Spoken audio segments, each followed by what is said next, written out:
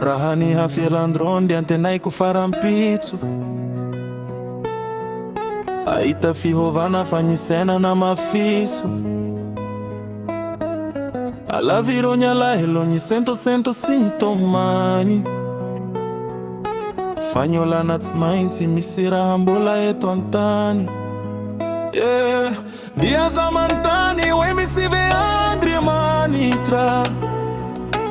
Izy lesio fona fa ialaino mila miaritra. Matoa misy ny aizy na dia nisy nyazavana. Ialay bandi mikitrika fa tsy natao sanana.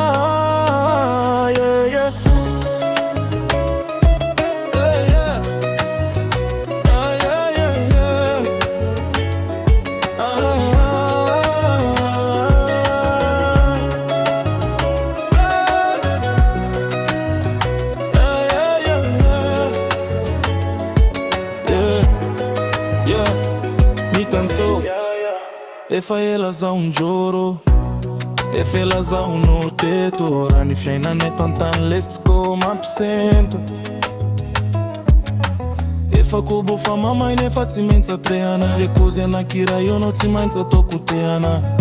Raha misy ny mandidy misy koa iny mamy. Ny anjarako eo fona fa tsy sanatria olany. Felamilamy joro, alavirou ny akivina.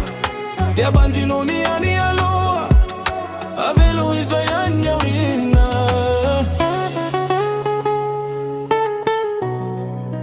Avelo izayanya wina.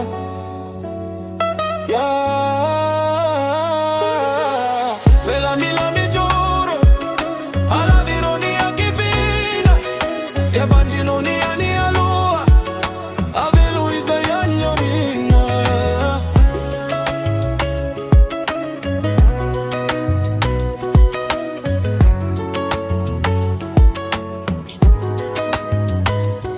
Moral miabo faty sanatry mihiba. No ataovy lahy to dia afaka mamindra. Fady miabandone raha tsy afaka misauty.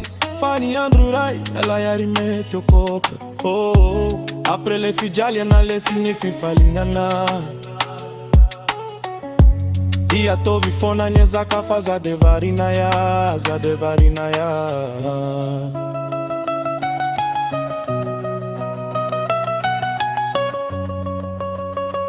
Zailese azamura kivizani. N'abandonnez jamais. Never give up.